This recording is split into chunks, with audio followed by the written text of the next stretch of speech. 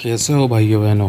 कहानी की शुरुआत में हमें एक कार दिखाई जाती है जिसमें 5 यूनिवर्सिटी स्टूडेंट्स हैं जिनके नाम ऐश, उसकी गर्लफ्रेंड लिंडा और ऐश की बहन चेरिल और इनका एक फ्रेंड स्कॉट है और उसकी गर्लफ्रेंड शेली।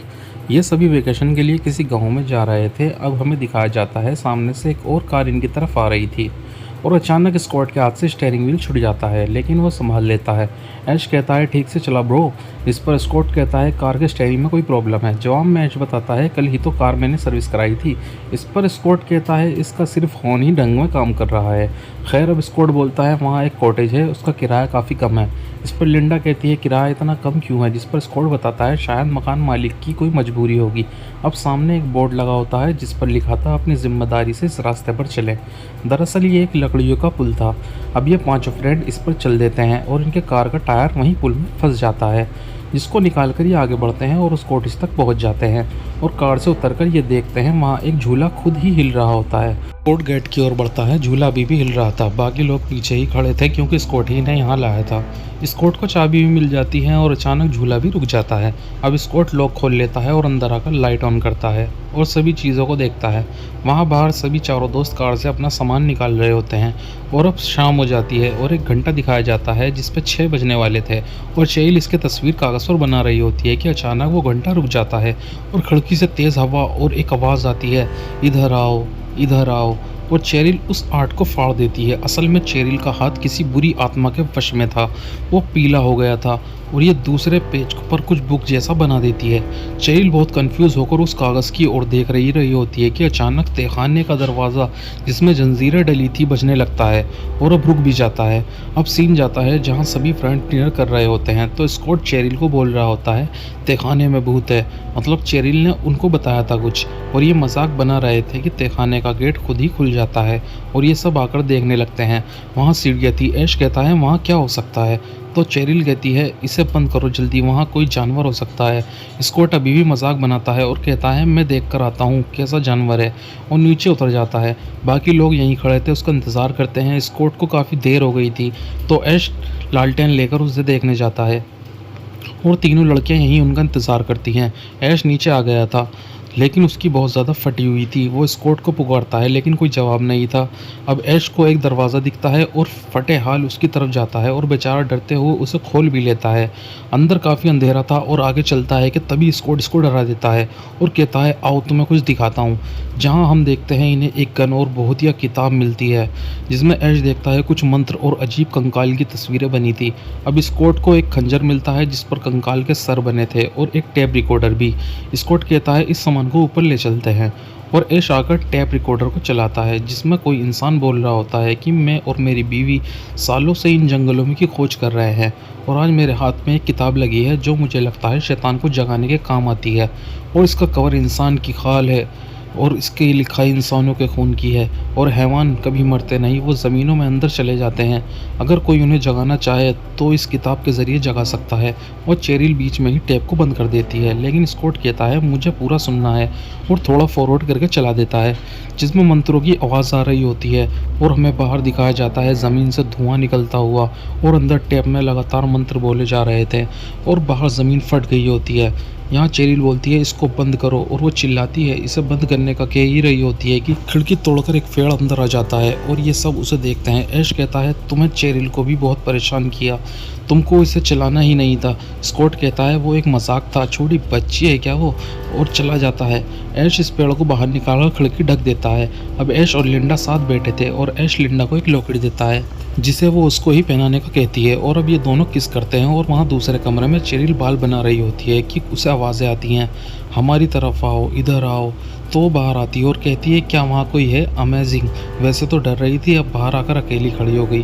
खैर वहाँ अंधेरा और धुआं धुआं था। चेरिल चलते चलते जंगल पहुँच जाती है और तभी पेड़ गिरने लगते हैं और पेड़ों की टहनियाँ आकर चेरिल को जकड़ लेती हैं और एक एक करके आधे कपड़े उतार देती है और अब इसको लेटाकर टहनियों के रूप में हैवान चेरिल का रैप करता है और जल्दी वो ढीला भी पड़ गया था।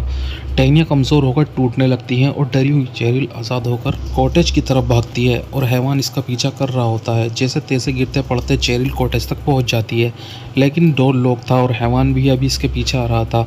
ये चिल्लाती है और अब इसे ऊपर की भी मिल जाती है और लॉक खोलती है लेकिन खुलता नहीं क्योंकि काफ़ी सारी की थी और डरी हुई भी थी। पीछे से हैवान भी आ ही गया था कि चाबियां गिर जाती हैं, लेकिन सही मौके पर ऐश दरवाज़ा खोलकर चेरिल को अंदर ले लेता है और ये दरवाज़ा बंद कर देते हैं। वो हैवान भी वापस हो जाता है। अब अंदर ऐश कहता है तुम्हारे साथ किसने किया? चेरिल कहती है वो पेड़ों ने मेरी इज्जत लूटी है, वो जिंदा है और वो हैवान है। इस पर वो यकीन नहीं करता। चेरिल कहती है मुझे यहाँ एक पल नहीं रुकना, मुझे यहाँ से ले जाओ। जिस पर ऐश उसको रोता देख, डरा हुआ देख तैयार हो जाता है यहाँ से निकलने के लिए।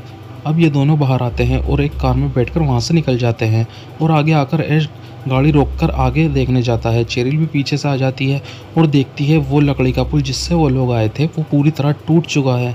चेरिल रोती है और कहती है ये जंगल हमें नहीं छोड़ेगा, हम यहाँ से बाहर नहीं जा पाएंगे। और अब सीन जाता है कॉटेज में जहाँ ये वापस आ गए थे और ऐश टेप रिकॉर्डर को चला रहा होता है जिसमें बताया जा रहा था कि हैवान इंसानी जिस्म में घुस जाते हैं और अगर उस जिस्म के टुकड़े कर दें तो छुटकारा मिल जाता है। और मेरी बीवी में हैवान घुस गया है, मैं यहाँ से जा रहा हूँ, उसे मैं काट नहीं सकता। यहीं लिंडा और शेरी कार्ड का गैस करने का गेम खेल रहे होते हैं कि अचानक किसी और की आवाज़ आने लगती है। हुकुम की रानी, पान का चौका, हुकुम का अट्ठा। ये दोनों एक दूसरे को देखती हैं कि आवाज़ कहाँ से आ रही है और वहीं बेटी चेरिल जो खिड़की की तरफ देख रही थी, जैसे ही वो इनकी तरफ मुंह करती है उस पर हैवान हावी हो चुका था और वो सारी पत्तों के नाम ले रही थी। अब वो हैवान कहता है तुम नहीं बचोगे, सब मरोगे। और इधर ये तीनों बहुत डर गए थे और हवा में उड़ रहा हैवान नीचे गिरकर बेहोश हो जाता है। स्कॉट भी यहाँ आ गया था। अब ऐश और लिंडा चेरिल को देखने जाते हैं और ऐश हैवान को छूने वाला ही था कि हैवान लिंडा के पैर में पेंसिल घुसा देता है। ऐश उसको बचाता है लेकिन ये ऐश को ही फेंक देता है।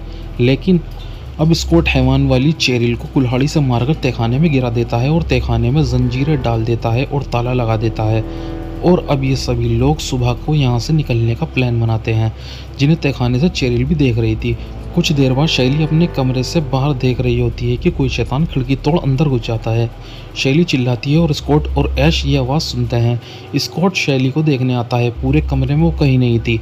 एक पर्दे की तरफ स्कॉट जाता है लेकिन वहाँ बाथ टब था और जैसे ही पीछे पलटता है एक हाथ इसके मुंह को नोच लेता है और ये शैली थी जो कि हैवान के काबू में थी और स्कॉट को चिपट गई थी। स्कॉट इसको हटाता है और वो चिमनी के नीचे आग में घुस जाती है, लेकिन स्कॉट की जीएफ थी तो वो उसको वापस खींचता है, जिस पर हैवान बोलता है थैंक यू ब्रो, लेकिन अब तू गया, और उसका गला दबाता है। ऐश बचाने आता है लेकिन उसको भी दूर फेंक देता है। अब शैली स्कॉट को उस खंजर से मारने वाली होती है जो इन्हें तहखाने में मिला था, लेकिन स्कॉट अपने खंजर से उसका हाथ को आधा काट देता है जिसे अब यह हैवान खुद खाकर पूरा अलग कर देता है। ऐश ये सब देखकर कांप रहा था, डर रहा था और स्कॉट अब तहखाने वाले खंजर को हैवान के पेट में घुसा देता है जिससे वो वहीं गिरकर दूध की उल्टी करता है, लेकिन ये अभी भी जिंदा था। इन्हें लगा ये मर गया। स्कॉट ऐश को उसे मारने का कहता है लेकिन ऐश बहुत डरपोक था। अब स्कॉट इससे कुल्हाड़ी लेकर शैली के बहुत सारे टुकड़े कर देता है और ऐश और स्कॉट अब इसे कपड़े में डालकर दफनाने आ जाते हैं। और दफनाने के बाद स्कॉट कहता है चलो अभी यहाँ से निकलते हैं। इस पर ऐश कहता है लिंडा का पैर जख्मी है और हमें रास्ता भी नहीं पता, जिस पर स्कॉट कहता है तुम्हारी गर्लफ्रेंड है, तुम खुद देखो, मैं इस हैवानी जंगल में एक सेकंड भी नहीं रुकूंगा, और चला जाता है।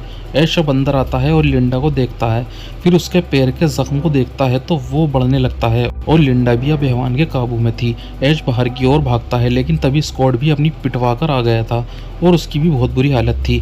ऐश इसे लाकर सोफे पर बैठा देता है, वहीं लिंडा भी हंस रही होती है। अब स्कॉट कहता है चेरिल ठीक थी, कोई नहीं बचेगा और अब कोई रास्ता नहीं है, मैं मरना नहीं चाहता, मुझे बचा लो। और स्कॉट का मजाक लिंडा और चेरिल बनाकर हंस रहे होते हैं। अब ऐश लिंडा को थप्पड़ पर थप्पड़ मारता है, चुप करता है लेकिन वो हंसती ही रहती है। अब ऐश लिंडा को मारने के लिए गन उठाता है तो वो नॉर्मल हो जाती है और कहती है मुझे इन हैवानों से बचा लो ऐश। उधर तहखाने से चेरिल की भी नॉर्मल वाली आवाज़ आती है। ऐश चेक करने जाता है तभी चेरिल वापस से हैवान बन उसका गला पकड़ लेती है और पीछे लिंडा भी वापस हैवान में बदल गई थी।